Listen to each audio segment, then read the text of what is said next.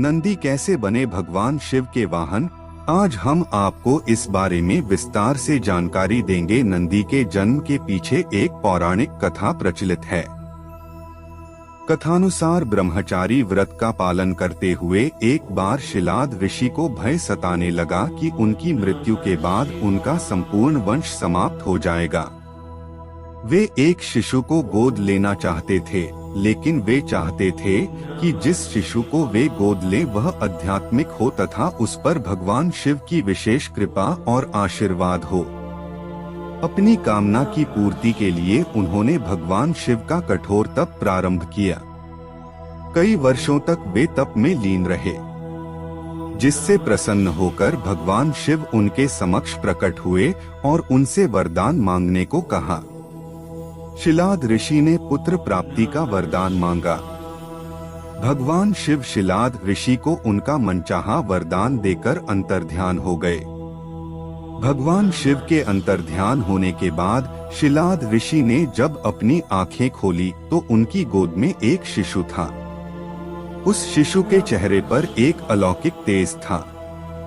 शिलाद ऋषि ने उसका नाम नंदी रखा और उसका पालन पोषण करने लगे। वे उससे बहुत स्नेह करते थे, किंतु नीति ने नंदी के लिए कुछ और ही लिख रखा था। एक दिन मित्र और वरुण नामक दो संत शिलाद ऋषि के आश्रम में पधारे। शिलाद ऋषि ने उनका खूब आदर सत्कार किया। नंदी ने भी उनकी बहुत सेवा की। प्रस्थान करते समय शिलाद ऋषि और नंदी ने दोनों संतों का आशीर्वाद लिया।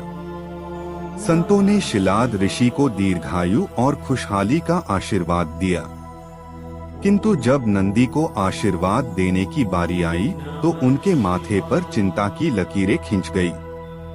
शिलाद ऋषि ने यह तुरंत भांप लिया। जब वे मित्र और वरुण ऋषि को आश्रम के बाहर तक छोड़ने गए तो उनसे पूछ लिया कि उन्होंने नंदी को लंबी आयु का आशीर्वाद क्यों नहीं दिया।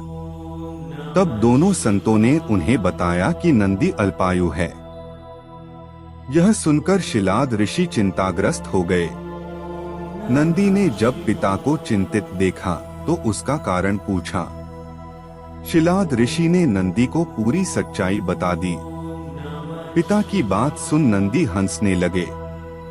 आश्चर्यचकित पिता ने जब कारण पूछा तो नंदी बोले, पिताश्री, आपने मुझे भगवान शिव की कृपा से प्राप्त किया है। जिन पर शिवजी की कृपा होती है उन्हें कोई संकट छू नहीं सकता। यह कहकर वे पिता का आशीर्वाद प्राप्त कर भगवान शिव की तपस्या करने वन चले गए और तप करने लगे। नंदी का तप इतना कठोर, ध्यान इतना प्रबल और आस्था इतनी मजबूत थी कि भगवान शिव को प्रकट होने में अधिक समय नहीं लगा। शिव ने प्रकट होकर नंदी से वरदान मांगने को कहा। नंदी के पूरी उम्र उनका सानिध्य मांग लिया।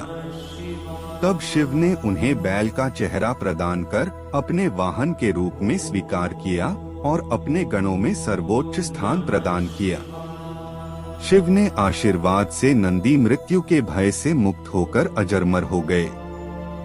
भगवान शिव ने गणों के अधिपति के रूप में नंदी का अभिषेक करवाया। इस तरह नंदी नंदीश्वर हो गए। भगवान शिव ने नंदी को वरदान दिया था कि जहां उनका निवास होगा वहां नंदी का भी निवास होगा। माना जाता है कि तब से शिव मंदिर में शिवलिंग के साथ नंदी की भी स्थापना की जाती है।